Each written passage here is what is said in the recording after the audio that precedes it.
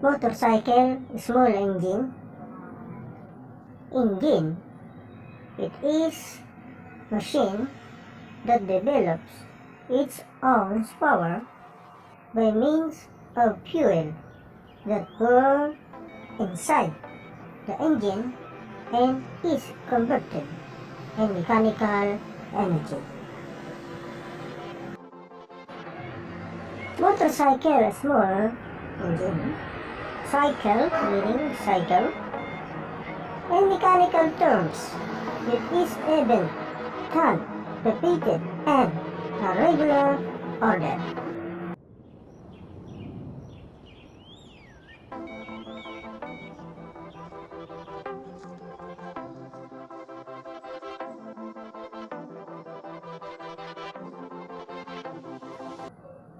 Motorcycle, small engine. This stroke, meaning it is a movement of a piston inside the cylinder from TDC, meaning TDC, top dead center, highest point of travel of piston inside the cylinder. BDC, bottom dead center, is the lowest point travel of piston inside the cylinder. Four-stroke engine, meaning intake stroke. The piston stroke from top dead center to bottom dead center, immediately following the exhaust stroke, during which the intake valve opens and the cylinder fills in with fuel mixture from the intake manifold or carburetor. Four-stroke engine. Compressed stroke. Piston move up. The intake valve closes, and at the same time, the exhaust valve also closes.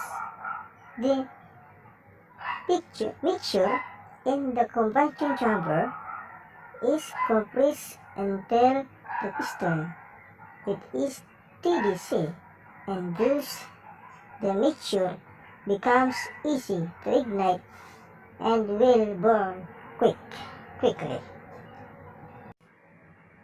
Four-stroke engine. Explosion or power stroke.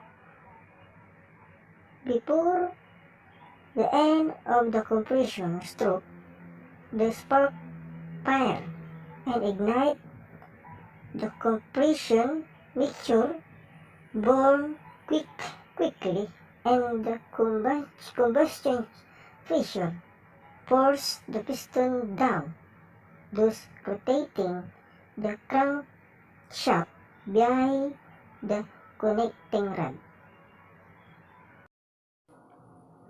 Four-stroke engine. Exhaust stroke. The piston stroke BDC to TDC, immediately following the power stroke, during which the exhaust valve opens so that exhaust gases can escape from the cylinder to the exhaust manifold. I am Mechanic Doctor. Please subscribe my YouTube channel. Please. Thanks for watching.